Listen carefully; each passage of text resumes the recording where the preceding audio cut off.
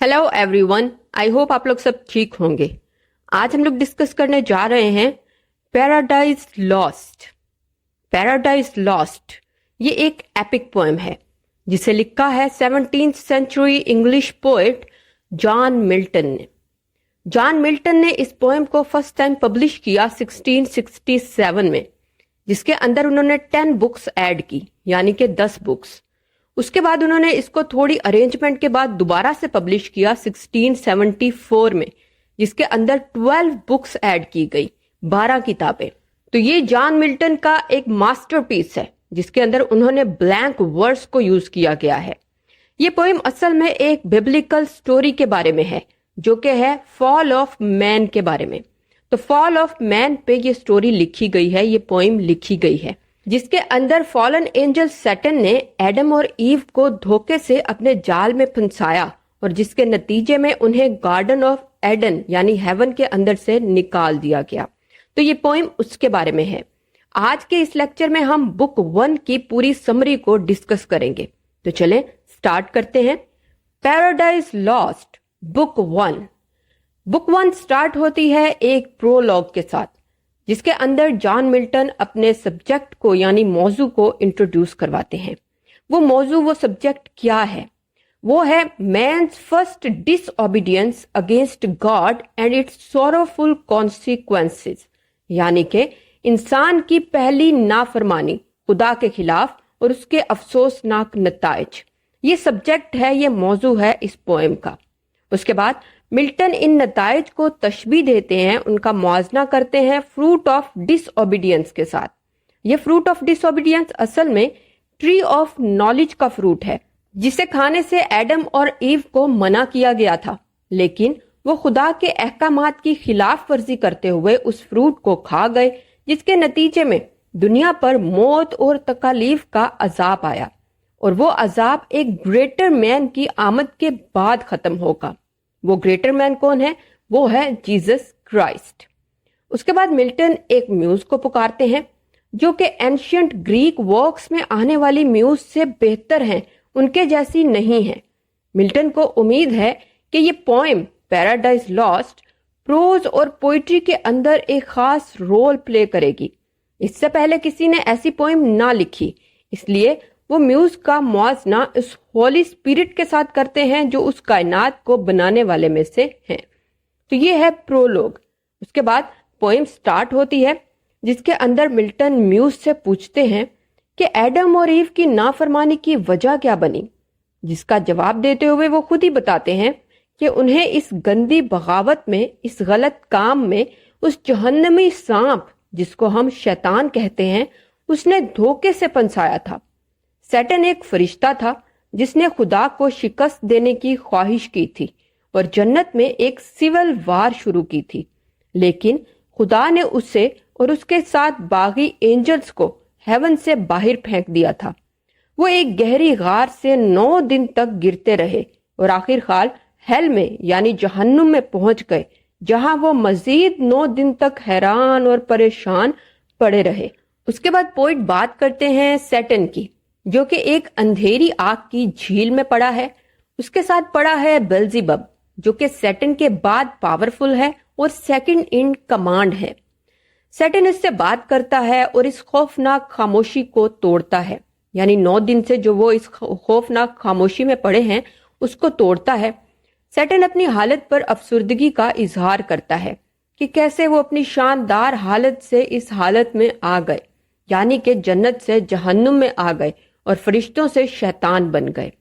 वो अपनी हार को मान लेता है, लेकिन उसे खुदा के खिलाफ जंग पर कोई अफसोस नहीं है और वो कहता है कि उसकी फरिश्तों वाली सिफात को कोई खत्म नहीं कर सकता। जब तक उसकी जिंदगी है और इसमें हिम्मत है, वो खुदा के खिलाफ जंग जारी रखेगा। जिस पर बेल्ज़ेबब जवाब देता है कि खुदा बहुत ताकतवर है और इसने हम बागी फरिश्तों को इसलिए जिंदा रहने दिया ताकि हम हमेशा भटकते रहें। सैटर्न उसकी मुखालफत नहीं करता, लेकिन वो लोगों को भटकाने का अज़्म करता है, अहद करता है। उसके बाद सैटर्न इस आग वाली झील को छोड़कर किसी दूर के साहिल पर पला लेने का कहता है। अब मिल्टन सैटर्न की सूरत और बड़े कद की वजाहत करते हैं। जो कि एक वेल या पानी की लहरों पर तैरते हुए ग्रीक टाइटन की तरह है।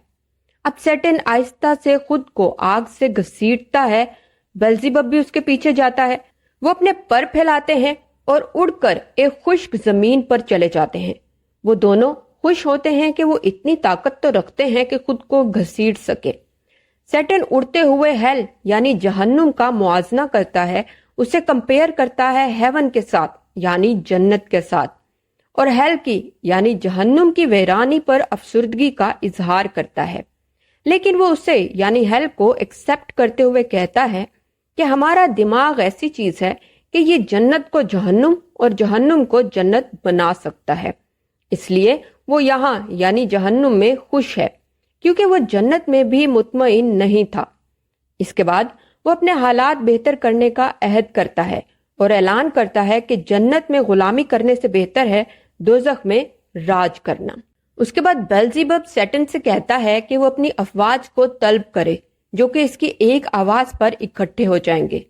सैटर्न अपने खौफनाक लिबास में अपने लश्कर को तलब करता है और जंग दोबारा शुरू करने का हुक्म देता है। बागी फरिश्ते खुद को आग की झील से निकाल कर उसका हुक्म मानने पर आमादा हो जाते हैं। मिल्टन बताता है कि इन सब बागी फरिश्तों के नाम जन्नत में से मिटा दिए गए थे। वो तो बाद में इंसानों ने इनके नाम रखे थे उन्हें पुकारने के लिए। कुछ को इंसान झूठे खुदाओं के तौर पर मानते हैं। उनमें से सबसे नुमाया है मोलूच, जो बच्चों की कुर्बानी लेता था। उसके बाद है एस्टोरेथ, जो कि एक फर्टिलिटी गॉडेस है। उसके बाद है सी मॉन्स्टर ड्रैगन। उसके बाद है animal headed Egyptian gods, then ancient Greek gods, और लास्ट में है एक वायलेंट गॉड बेलायल।